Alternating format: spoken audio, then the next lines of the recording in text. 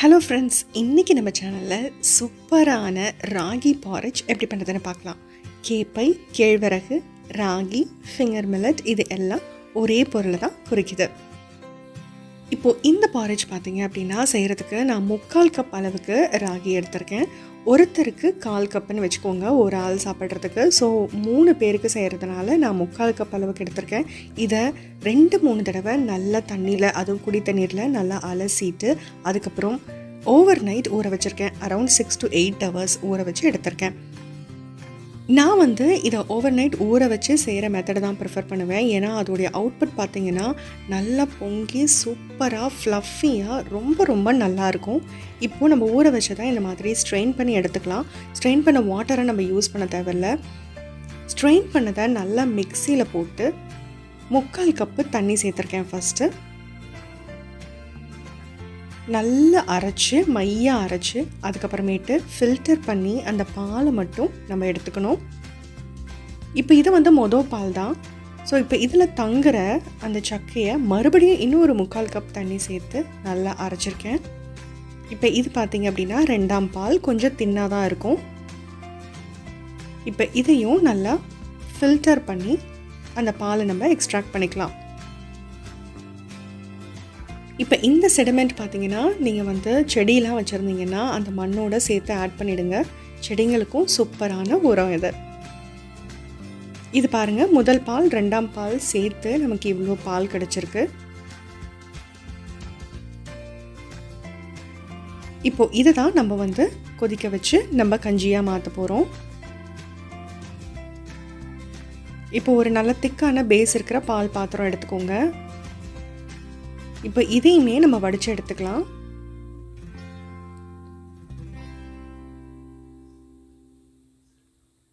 இன்னொரு குட்டி குழந்தைங்களுக்கு நீங்கள் கொடுக்க போகிறதா இருந்தால் இன்னும் ஒரு தடவை கூட இதை ஸ்ட்ரெயின் பண்ணி எடுத்துக்கிறது ரொம்பவே நல்லது.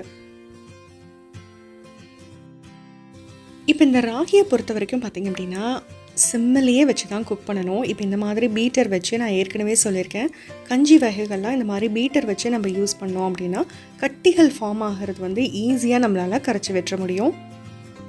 சிம்மிலேயே வச்சு குக் பண்ணுங்கள், கிண்டி விட்டுட்டே இருங்க. இந்த ராகி பார்த்திங்க அப்படின்னா டக்குன்னு கோதுமை அல்வா மாதிரி திரண்டு வர ஆரம்பிச்சிடும். இப்போ நம்ம முதல் பால் எடுக்கிறதுக்கு 3/4 கப்பு தண்ணியும் 2ஆம் பால் எடுக்கிறதுக்கு 3/4 கப் தண்ணியை மட்டும்தான் சேர்த்துருக்கோம். முதல்ல இதில் லேசாக கொஞ்சம் திக்காக ஆகட்டும் ராகி, அதுக்கப்புறமேட்டு நம்ம தேவையான அளவு பால் சேர்த்துக்கலாம். இப்போ நம்ம சிம்மிலே வச்சுட்டு இருக்கோம். இங்கே பாருங்கள், லேசாக அந்த பீட்டரில் கொஞ்சம் கொஞ்சமாக ராகி பிடிக்க ஆரம்பிக்குது. இந்த அளவுக்கு கொஞ்சம் கட்டியாக ஆரம்பிக்குது பார்த்தீங்களா? இப்படி இருக்கும் போது நம்ம என்ன பண்ணணும் அப்படின்னா பால் சேர்க்க போகிறோம். 1 கப் அளவுக்கு இதில் நம்ம பால் சேர்த்து நல்லா கரைச்சி விட போகிறோம். பால் சேர்த்ததுக்கு அப்புறமேட்டு பார்த்தீங்கன்னா அந்த பீட்டரில் ஒட்டி இருந்ததெல்லாம் ரிமூவ் பண்ணிவிட்டு இப்போ பாருங்கள், நல்லா ஸ்பூன் வச்சு இந்த மாதிரி நல்லா மிக்ஸ் பண்ணி கொடுத்துருங்க. அங்கேங்க கொஞ்சம் கொஞ்சம் கட்டிகள் இருந்தாலும் அதை நல்லா அப்படி சைடில் வச்சு அதை ஸ்மட்ச் பண்ணி அதையும் ஒரு தின் லேயராக மாற்றி விட்டுருங்க. அடி பிடிக்காமல் மட்டும் பார்த்துக்கணும். ஏன்னா அடி பிடிச்சிருச்சு அப்படின்னா ஒரு லைட்டாக தீஞ்ச வாசம் அந்த கஞ்சியில் வர ஆரம்பிக்கும்.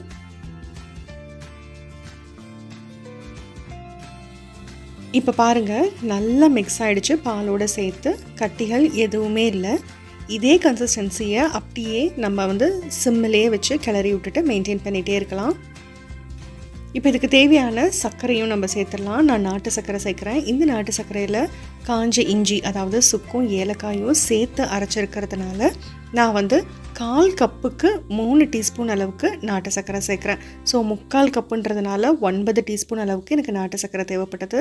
நீங்கள் வெல்லமும் சேர்க்கலாம்.